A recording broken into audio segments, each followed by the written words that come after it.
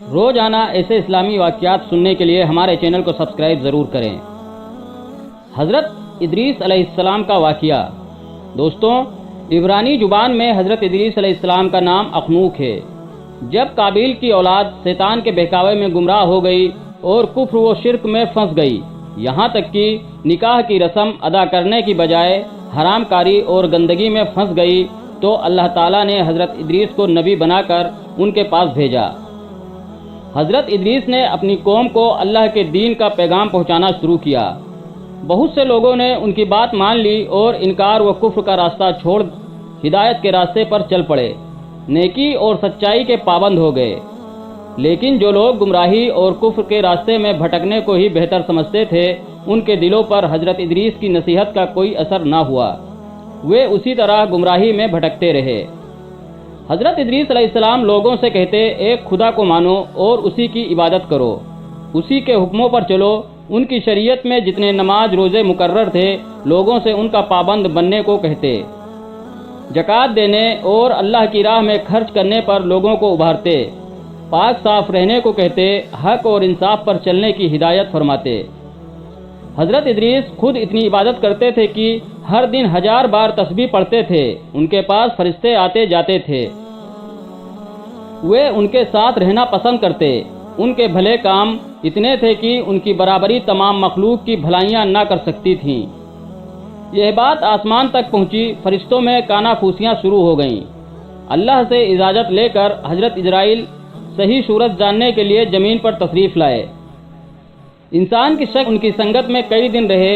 حضرت ادریس علیہ السلام نے دیکھا کہ یہ آدمی نہ کھاتا ہے نہ پیتا ہے، ایسا تو نہیں کہ فرشتہ ہو۔ جب حضرت ادریس علیہ السلام نے دیکھا کہ یہ تو اسرائیل موت کا فرشتہ ہے، تب حضرت ادریس علیہ السلام نے فرمایا، میں موت کا شربت پینا چاہتا ہوں، مجھے چکھاؤ۔ حضرت اسرائیل نے اللہ سے اجازت مانگی اور اجازت لے کر انہوں نے ان کی روح کو قبض کر لیا۔ پھر حضرت ادریس نے فرمایا کہ مجھ کو جنت اور دوزخ کا شوق بہت زیادہ ہے، مجھے ان کی سیر کراؤ۔ حضرت اسرائیل نے خدا کے حکم سے ان کو اپنے پروں پر بٹھایا، پھر دوزخ کی سیر کرائی، اس کے بعد جنت کی نعمتوں کی سیر کرائی۔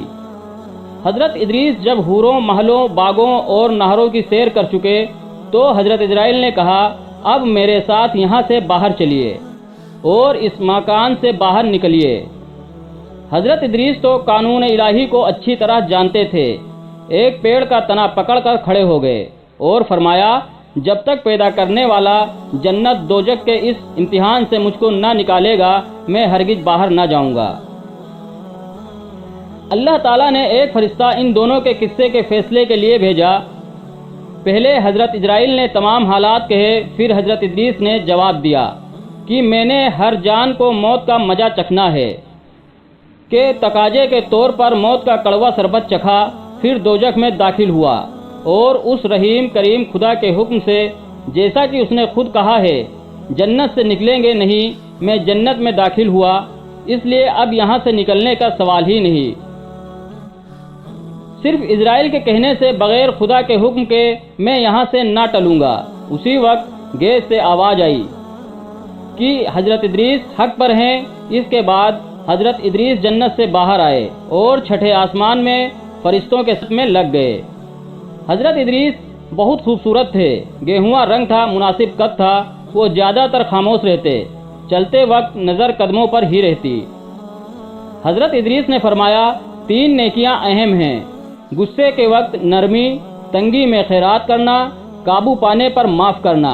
فرمایا، عقل مند آدمی وہ ہے کہ 3 آدمی سے ہلکا پن نہ کرے، ایک تو بادشاہ سے، دوسرے عالموں سے، تیسرے دوستوں سے، اس لیے کہ بادشاہوں کی گستاخی میٹھے ایس کے کڑواہٹ جیسی ہے، عالموں کو حقیر سمجھنے سے دین کا نقصان ہے، اور دوستوں کا ہلکا پن بے مروتی ہے اور نفرت کرنے کی چیز ہے۔ فرمایا کہ آدمی کو چاہیے کہ مصیبت میں صبر کرے، طبیعت میں جماؤ پیدا کرے۔ جزاکم اللہ خیر۔